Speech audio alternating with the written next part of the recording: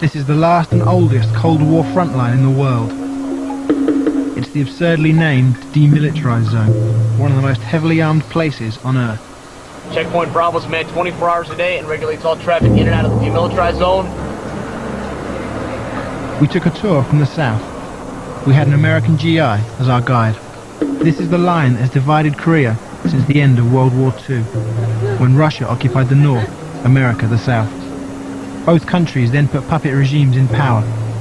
In 1950, after numerous incursions by both sides, North Korea invaded the south. The ensuing Korean War lasted 3 years and cost 2 million lives. No peace treaty was ever signed, and technically the two sides are still at war. Okay, ladies and gentlemen, welcome to United Nations Command Checkpoint 3. On this ridge line, that's the northern boundary of the DMZ, which is approximately 2,000 meters from where you're standing at right now. Over here on the left-hand side of the tree line, you'll see what looks like some large white letters. Okay, that's actually a North Korean propaganda sign. Once translated from Hangul to English, it roughly states, "Our general is the best general." Now, if you look straight out from that, that's another Korean sign, and roughly that one says, "Yankee, go home." See that radio tower? Yeah. That's the city of Kaesong. And those radio towers, you can see 3 more over there, they're actually jammers to block all of our transmissions, our radio and our television transmissions, so that they have no idea of what actually goes on in the outside world. So I'm sure when you get there, you're going to see a big difference in what's going on. Kind of like Hitler burning the books. There have been plenty of skirmishes along this line. The most famous was in 1976, when American soldiers used an axe to chop down a tree that was obscuring their vision. North Korean soldiers approached, a fight broke out, and 2 Americans were killed by the very same axe they were using to chop the tree. My journey into North Korea was going to be controlled by government-appointed minders who would not allow me to meet any ordinary North Koreans. So I travelled to Seoul to meet defectors who had completed the long and hazardous journey to the south. At least 250,000 have fled across the Chinese border. Only the lucky few make it to the south, where they are finally given refugee status. There's a couple of North Korean refugees here who will talk to us but don't want to appear in front of camera. I don't know if they're worried about their own safety or the safety of their families back in North Korea. This would be the only time during my trip I could talk openly to North Koreans. I'm just trying to get a sense of what daily life is like there, you know, what the hardships, what the dangers. 태어난 말 떼기 시작부터 그렇게 사상 교육을 해요. 어렸을 때부터. 그냥 어렸을부터 뭐 지도자동지, 뭐 위대한 수령님 고맙습니다. 뭐 이런 식으로 교양을 하다 보니까 생각을 못 해요.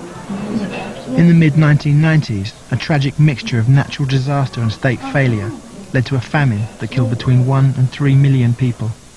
사람을 굶어 죽는 나라예요. 첫째로 지금 이런 대명천 지역에 굶어 죽는 사람이 있겠습니다. 상상이 안 되겠죠. 굶어 죽으면서도 수령을 줬다고 만세하는 나라가 북한이에요. 이 사람은 가보는 수령 없이 중요성이 만세하고 정말 아버지 장군님 하는 사람들만 대하게 될 거예요. 하지만 그 외에 이 사람이 거치 않은 모든 곳에서는 사람이... I was travelling with Will, my producer, armed only with a small camera. We had been told to expect heavy questioning and possibly even a strip search upon arrival in North Korea.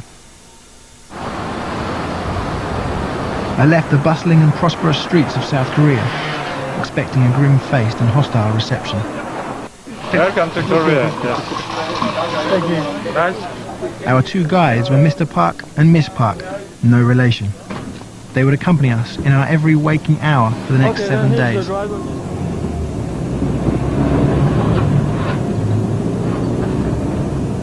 In just one line of his Axis of Evil speech, George Bush condemned North Korea as a regime arming itself with missiles and weapons of mass destruction while starving its citizens. Last year, only 150 Western tourists came here. With no internet, mobile phones and only state-run media, North Korea has rightly been described as the hermit kingdom. Well, the first thing you notice is just how quiet it is everywhere. I mean, there's literally, I don't know, 10 cars. I mean, I'm looking over half the city and I can probably see 10 cars.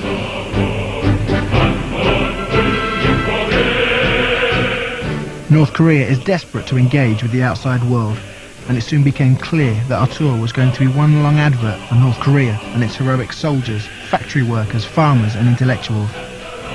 I was taken to the statue of North Korea's president, officially called Great Leader Comrade Kim Il-sung, and for a few US dollars was told to lay flowers at his feet. Oh, Mr. William, don't forget to take the full picture of the statue, okay? Don't cut in half. This is the most sacred place. Yes?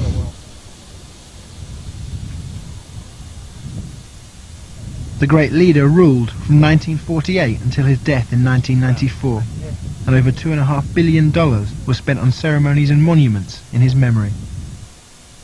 He holds the office of president eternally, making North Korea the only country in the world with a dead president. Is Kim Il-sung just a human being, or more, greater? Of course, he is a human being, but he is highly what? Developed. Yes, I think.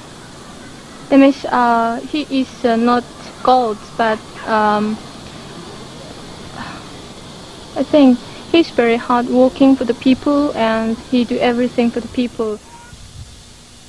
And the people are still working hard for him. An army of volunteers keeps his statue spotlessly clean, and when a bird threatens to blemish the great leader, there is panic down below, until the bird is finally chased away. After 3 years of official mourning for the great leader, his son, Kim Jong-il, was declared the country's dear leader, creating communism's only ever dynasty. Kim Il-sung was called the great leader, Yes, and Kim Jong-il was called the dear leader. yes. Right. Does that mean he is less than his father? No, not that it not Just mean. different? Yes.